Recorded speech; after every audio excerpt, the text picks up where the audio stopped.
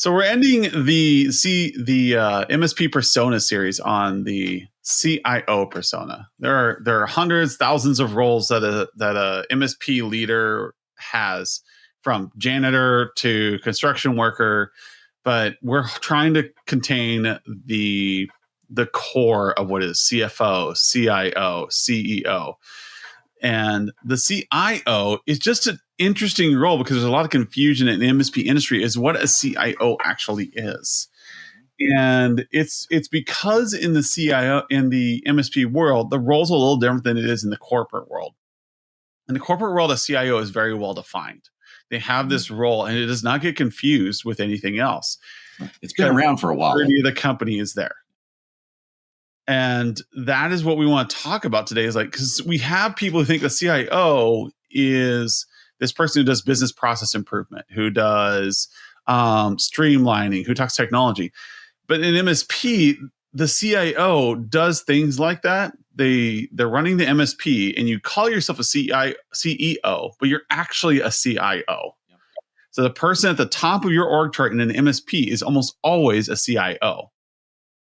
Because what's happening is they're making decisions based upon technology. So are you running Proofpoint? Are you running Barracuda? Are you running Lenovo or Dell? What stack are you going to adopt? And then how are you going to do process improvement within the organization? Are you going to use a PSA? Are you going to go ticket lists? Are you going to do RMM?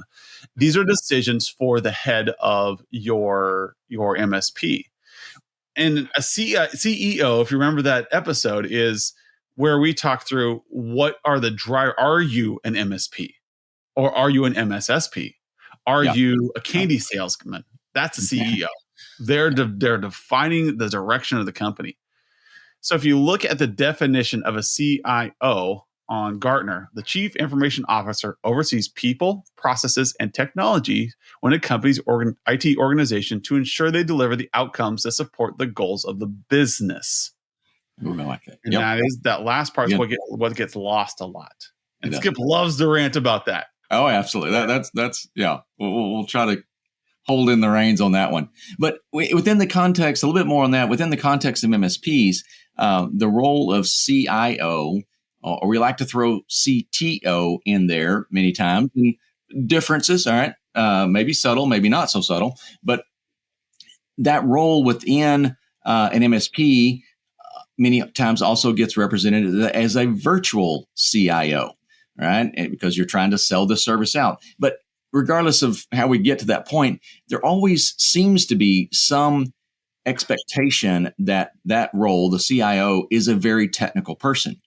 And I know why, because if you look back, the person in an MSP who is fulfilling that role is probably someone who started in the company or one of the founding members or something. And they came up and yes, they are the technical experts in a variety of things. And so today there is an expectation that if you're the CIO, you're probably a technical expert in something as well.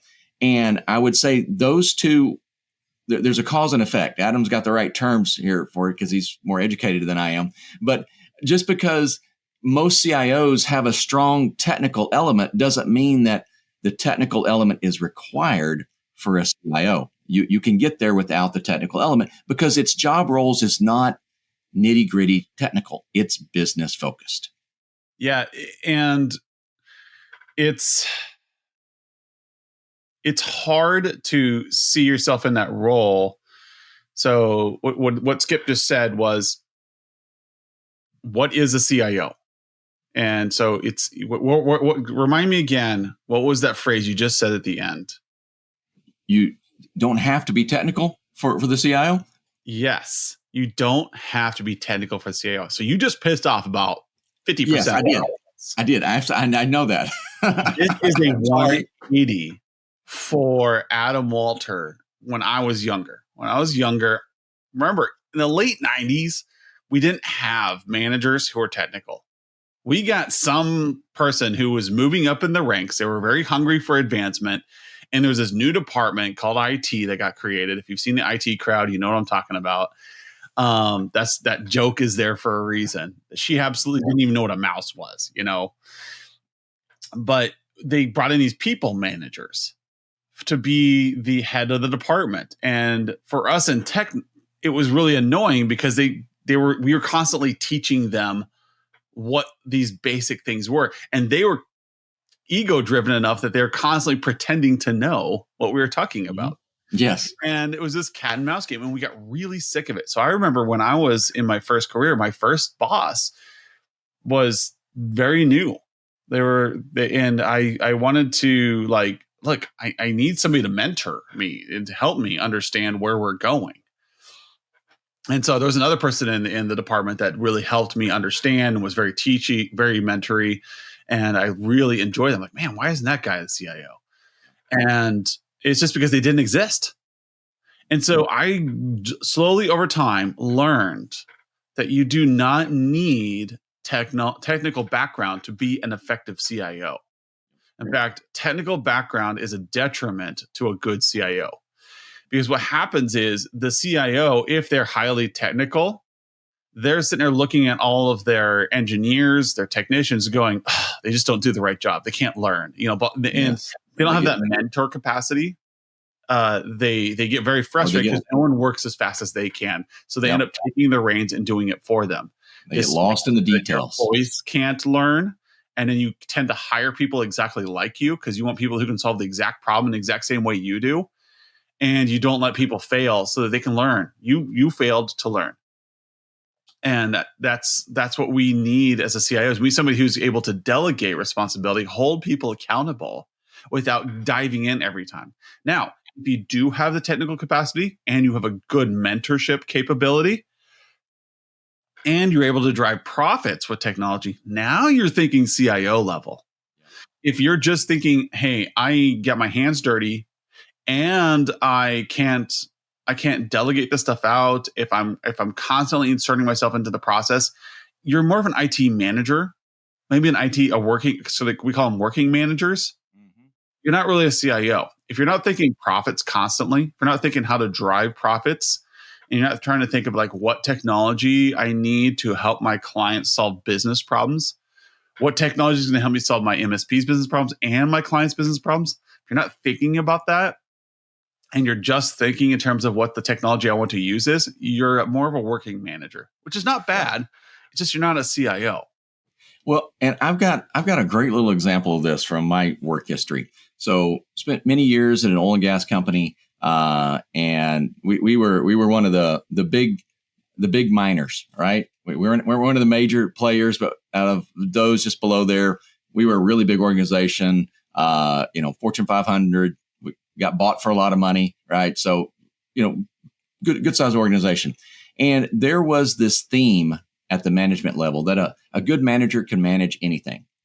Now, I thought it was a bit hypocritical because everyone in charge of a particular oil and gas, like, the drilling and completions, the new acquisitions, reserves, all this had very technical people managing that. But outside of that, their approach was a good manager can manage anything.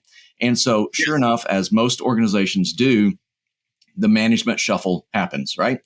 And at a divisional level, and we were the largest division in this company, the divisional level, our IT manager was the same person who had been managing the safety and compliance branch of that division for years.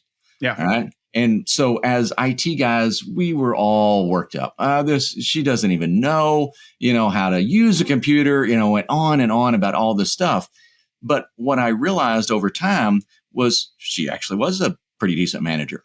And it forced us to take the bits and bytes and the technology centric elements out of the projects we wanted to work and really position it as to, hey, this is a good thing to do because it's going to help our division out this way, or we're going to mitigate this risk. We really had to approach her with, why is it good for the business? And when we did that, she could make business decisions, and approve this project or, refund this one, and she would go to bat for us. There's not money for the budget, not money in the budget for this, but this is its value. And she would go to corporate and get that because it wasn't about the technology, and that hurts my own feelings when I say that. Yes. All right, it's not about the technology; it's about what you can do with it. And that's where I wanted to make sure we talked about that definition. Now let me read it again and listen really carefully, everybody on the podcast right now. There's a word in here that is important, that is different than a working manager or somebody directly in the IT. And this is what you as an MSP owner want to move towards.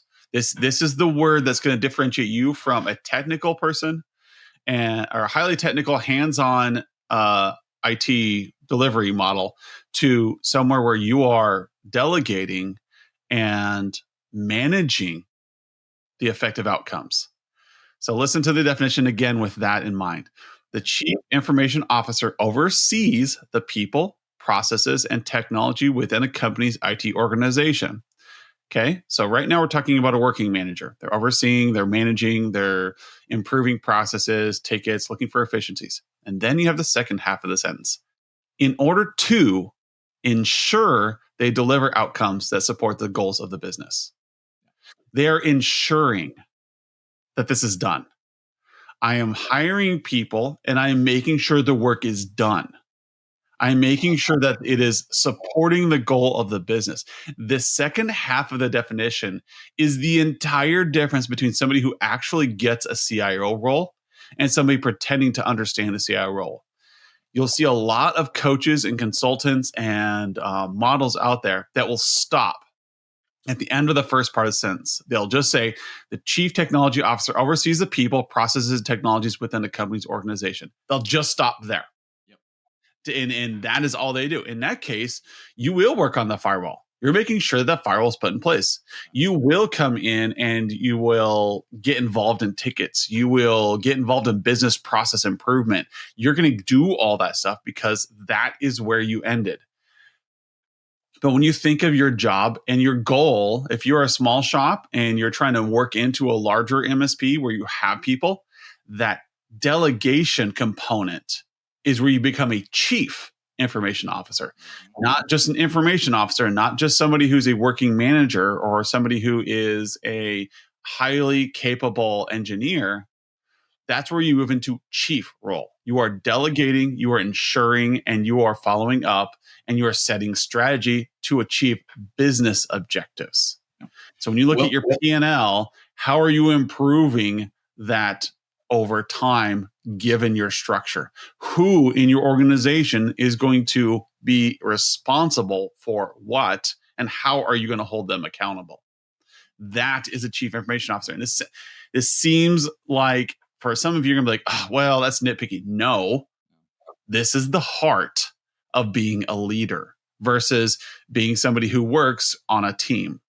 Well, let me put it this way too. I mean, unless you're a really small shop, right? And even the small shops, you can't do it all, right? Even though you might have the skill set, there's no reasonable way where you can actually be the one that does everything, right? And so you have to delegate. Did it all.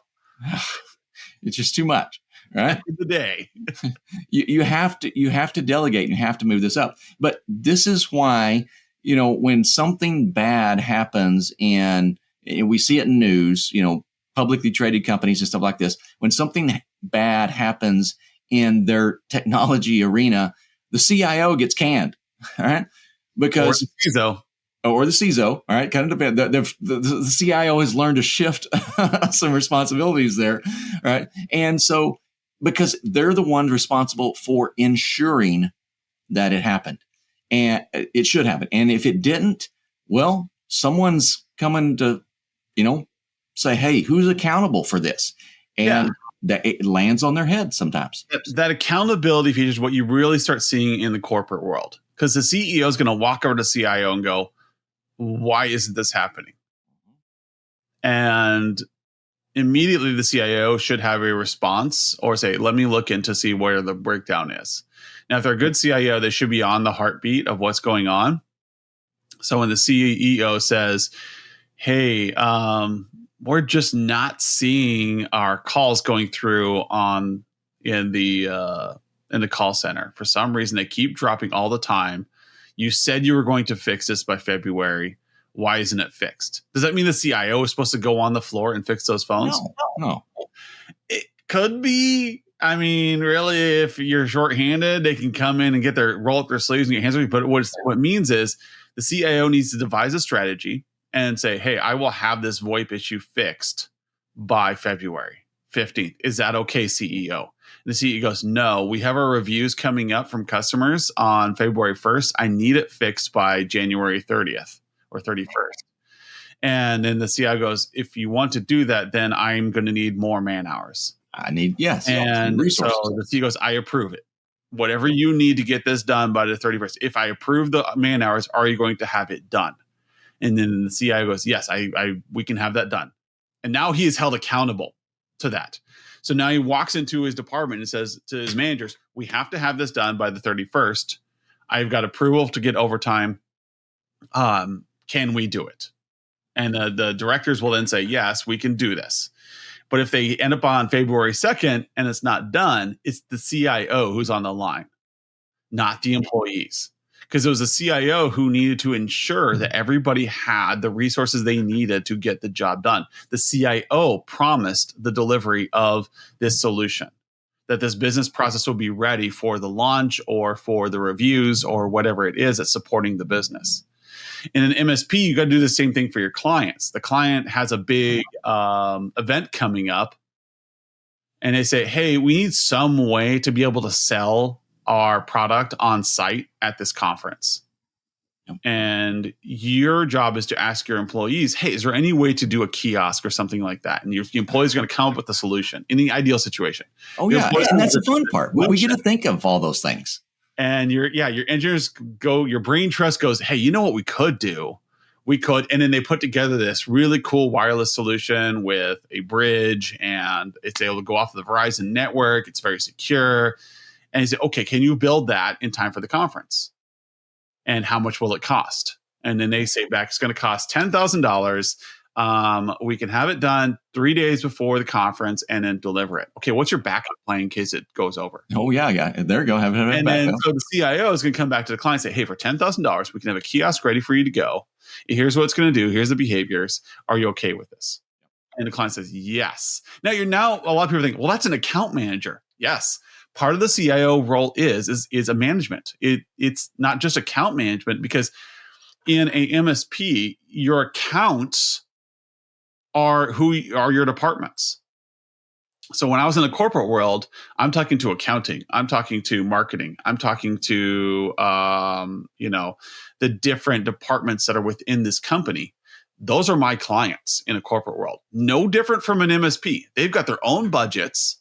They've got their own personnel. They've got their own cultures within these departments in these large corporations. When I walk into a MSP client, I'm like, that is my school. They've got their own things they care about. They've got their own strategies, and they got their own things that they're trying to accomplish. The only difference in the corporate world is we're all working towards a similar top goal. That's what makes things easier for us. I know what the top goal is because I'm the CIO. I worked with the CEO to help design it. If you go into an MSP, everybody's working on different goals. And it's your job as a CIO to write down those business goals and make sure that their solutions align with them. That's a CIO at its core. And let me pivot off your example there a little bit to see how that this role is a shared responsibility. We talk about that all the time. And yes, we've got one person that may be driving that, but this is a shared goal that we can all contribute into. So you've got a customer that wants to go on site to do these sales things, right?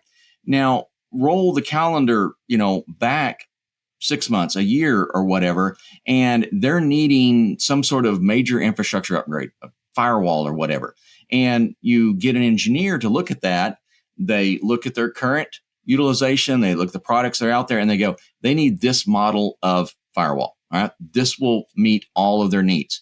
All right. Great. The one model up above that could be a significant price jump. Maybe they're at the threshold of, some breakouts or whatever.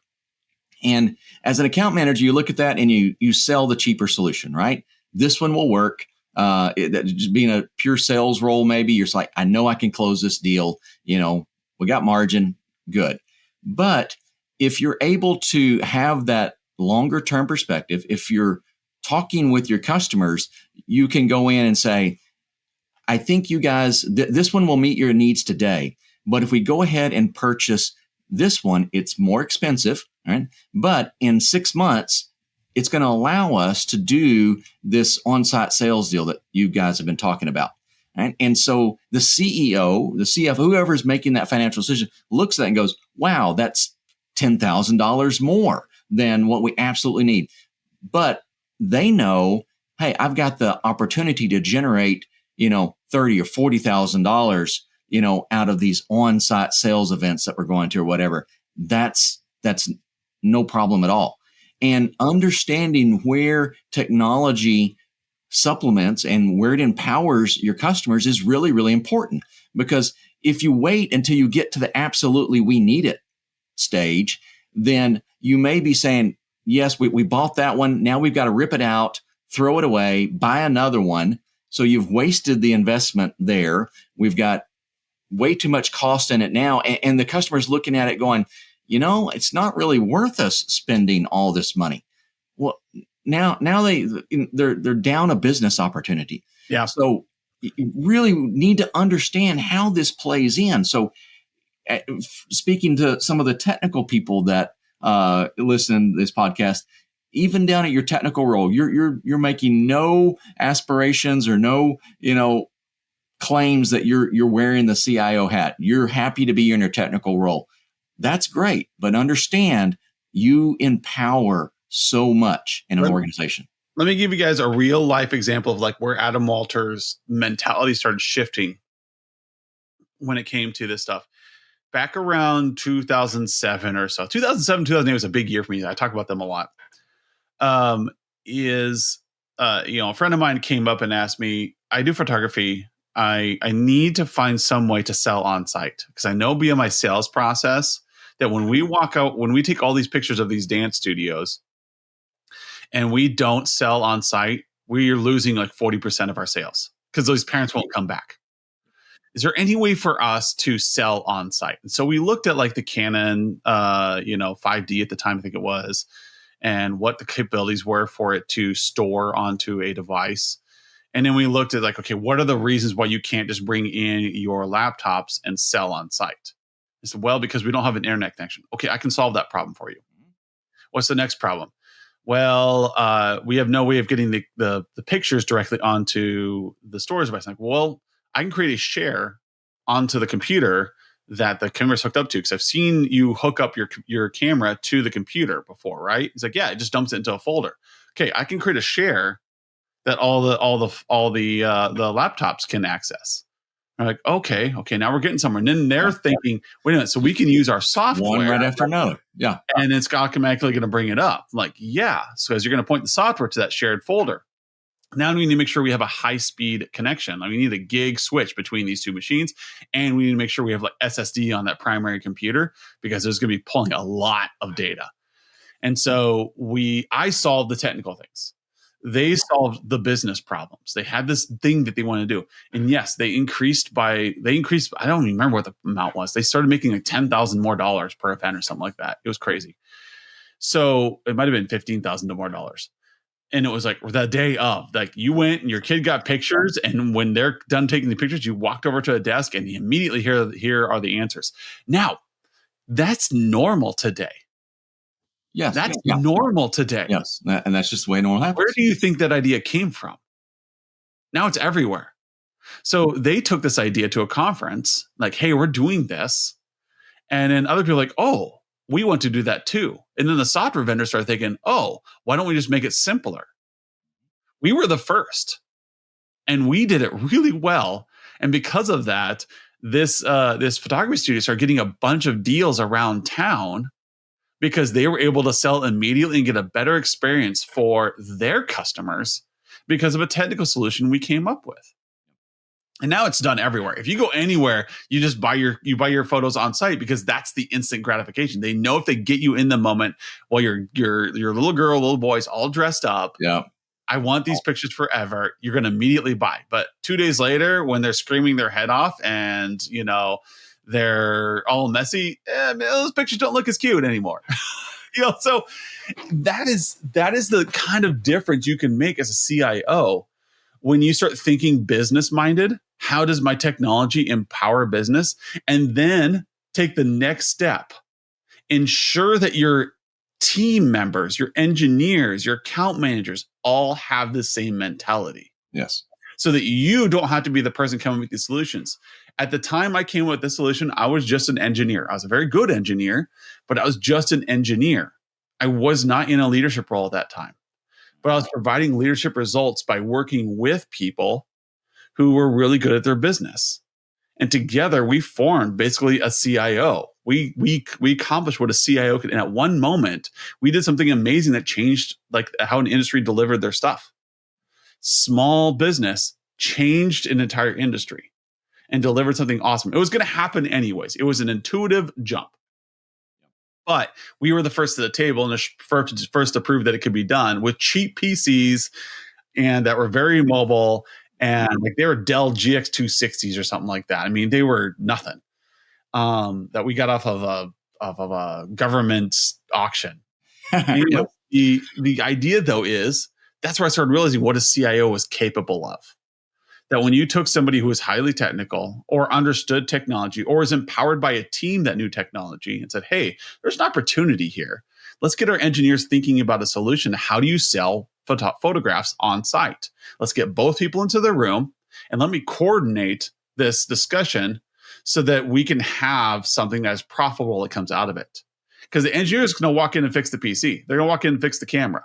They're not going to think, hey, how do we do this on site? The client's going to think, hey, we have this limitation. We can't sell on site. It just can't be done. But if you get them together, yes, we built something new. That's it. We can empower things that they don't know. They don't know about technology, and we don't know about their business. But together, we can do things that neither one of us would know needed to be done, and really drive the business. So to kind of recap on some of these roles, I had this, you mentioned some of the very beginning of this about a construction worker, Adam, and it made me think of yet another story. So apparently it's story time with Skip. So I'm working for an MSP many years ago, and we owned our own building, and we're expanding. We need more floor space. So we're remodeling the upstairs, and we're kind of subcontracting it out ourselves. And one afternoon, a bunch of sheetrock shows up, right? Somebody unloads it with a forklift outside. And the MSP owner comes out and says, all right, everybody, we got to get the sheetrock upstairs. All right. So this is a building full of nerds. Okay. And of course, we've got this one guy. All right. Brilliant engineer. All right. A bit quirky. All right. But just a brilliant engineer. I really liked him. He's a subtle reference in a lot of things I do because I really like him. Feel what's about to come. What's that? I can feel what's about to come. Yeah. And so he looks at that sheetrock and says, that's not my job. That didn't go over well. All right. And so in other duties as assigned, people. Yes, that's it. And so as an MSP owner, as someone driving that, you expect, you hire your employees to do a specific job, but every once in a while, you're going to expect them to do something else. And if they give you that response of, that's not my job, most of you're going to have to keep a lid on it, right? Because you want to explode, right? And for me, it was a flash example of there are a lot of roles. There are a lot of jobs in our organizations, and they need to be done. And we assign people to take charge, to do things, but we all have the opportunity to work in these various roles. We just need to understand what role we're doing. All right. It's no, you're not going to carry sheetrock every day, right? This is not, you've not been demoted or, this is just what we need to do because it meets the goal. It's what we needed to do. So we all came together. He got over it. We all hauled this sheetrock up, took us a few minutes. Everyone was a little sweaty, and it's all good. But we accomplished the goal. We all came together to get it done. And your team needs to operate in all these roles that we've been talking about so that you can accomplish the same thing. Everyone can come together and get the job done. And I want to wrap that up in the same way that Skip has said. Like as I say, somebody has to unplug the toilet. That's why it falls on the CEO at the end of the day. He or she is responsible to ensure the delivery of the outcomes that support the business goals.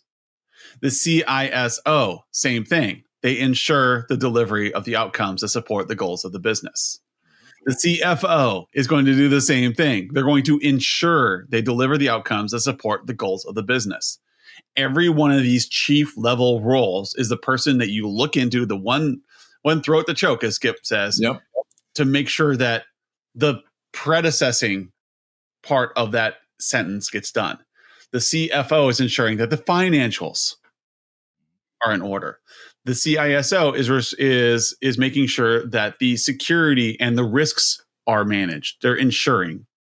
The CEO is making sure that the whole company is supporting the goals of the business and defining those goals.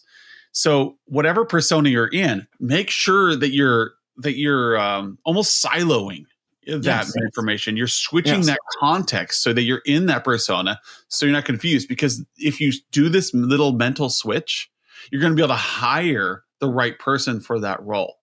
So when you have the sales role come up, that you can say, oh, here are the 16 things that are on my persona that I can hand off to the salesperson now. Now that hat is no longer mine. I now choke them when it's not done. I don't beat up on myself. Or pat their back. Yes. Their job is to ensure that these things are happening. And sometimes it means that they do something else. But you're going to wear a lot of hats no matter what you do. There's no clear-cut definition where you can say, well, that's not my job anymore. No, you're just now saying, I now have somebody who's ensuring that it gets done and I trust them. That's what you're looking for. Are they doing it themselves? Maybe they come in for 1 hour a week, but your entire security posture is 100% accurate. Everything's running. Okay, that is an effective CISO. Yep. They don't have to be doing the pen tests. They don't have to be doing any of that stuff. They don't have to be doing billable hours. But if you're profitable and they're meeting all the goals you set for them, okay, let them work an hour a week. Because dang, that's one part of the office I don't have to air condition now. They're just that effective. So think about your personas. Get into each one. This is the longest series we've ever done. We started this back on May 15th. I just had to check it out.